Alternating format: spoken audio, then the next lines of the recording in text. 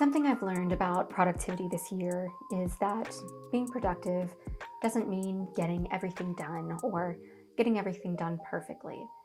What happens after you read Atomic Habits or the 12-week year? For many of us, we take these new tools and put them aside, confident we know how and when to use them. If you're diligent, the habits and planning are now second nature. But for others, they just become tools in a box. We forget we have them and only have a vague notion of the changes we were making when the ideas were new. After doing the 12-week year for the first time, I realized there was a gap between how I envisioned my life and the reality, shaped by my daily habits and reactions to emotions and situations. I went through a period of higher than normal anxiety after the first of the year and was kind of forced to reckon with the reason that gap exists. Ultimately, the subconscious mind is powerful and can often overshadow our deliberate thoughts, actions, and best laid plans. I won't pretend I necessarily came to this realization myself. Just last week, I decided to start therapy again, and I also came across a post from one of my favorite lifestyle influencers, Kate Aarons of Wit and Delight. Though our lives are very different, we're at a similar age and seem to be having similar deep thoughts. In her post, Kate introduced the concept of a personal contract and described it as a filter and a guide whenever I feel lost in a particular area of my life. And I don't know about you, but I'm kinda into that. It's more than just words on paper. It's a pact to live intentionally, to make choices that resonate with who you believe to be your true self.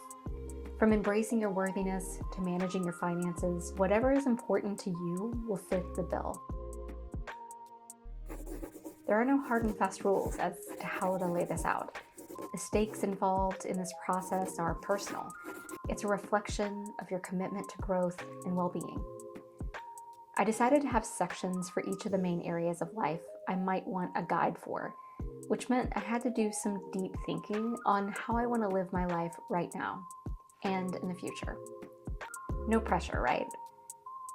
I did some digging and found out that Kate and I weren't the only ones looking to create a personal contract.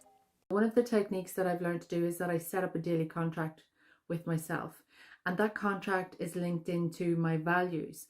I wrote myself a contract and said that if you don't execute on these things by the end of this year, accept the life that you have right now for the rest of your life. I just really want the self-contract, this kind of like formalized self-agreement where you are empowering yourself and then fucking making sure that it happens, and then bringing other people in and then telling truth and then bolstering your integrity. A personal contract is a promise to yourself. That's its simplest form. The purpose of writing it down and committing it to paper is for when you lose your place, when life gets busy or overwhelming, or you feel like you're on autopilot. The contract should be a reference point that reinforces where your priorities are. This part felt heavy, and maybe it's because we don't often consider the totality of our lives at any given instance. We notice things when they seem to take a nosedive. So, I'm not gonna lie, I used a little AI to help me put more articulate words to my thoughts. For instance, I knew I wanted a category devoted to self-respect and care, but I wasn't sure what might fall there. So I asked ChatGPT for a little help, and it absolutely delivered.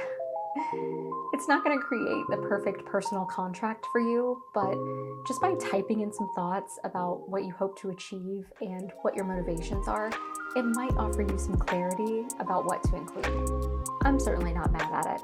Don't get too caught up in the weeds of the structure of your personal contract. It doesn't have to look like mine is beginning to look. It doesn't have to be anything other than a list of the commitments you're making to yourself. In an ideal situation, this is something you'll be revisiting and refining regularly. I was listening to Cal Newport's podcast recently, and he referred to self-help and any kind of plan we're making to better understand ourselves to that of an operating system. We know OSs have a finite lifespan before they become outdated. We know we have to refresh and download new versions, and what we valued a few years ago should probably be updated to reflect what we value now. This shouldn't imply we need to make constant updates to everything. Rather, It's about monitoring your own progress and how you adapt to these commitments over time. A part of me wonders if this is simply a new challenge, the challenge being less about time management and goal setting and more about how long I can keep up with what might feel like a list of best behaviors. But after going through the process of developing this contract, I think it makes sense. I'm trying to build something foundational, a true self-guide that reflects my identity, the areas of life where I want to focus my energy, and my aspirations for the future. In a world where it's generally safe to be skeptical of everything, I'm trying to put a little faith in doing right by myself and seeing how that lands. Thanks for listening, and I will see you in the next video.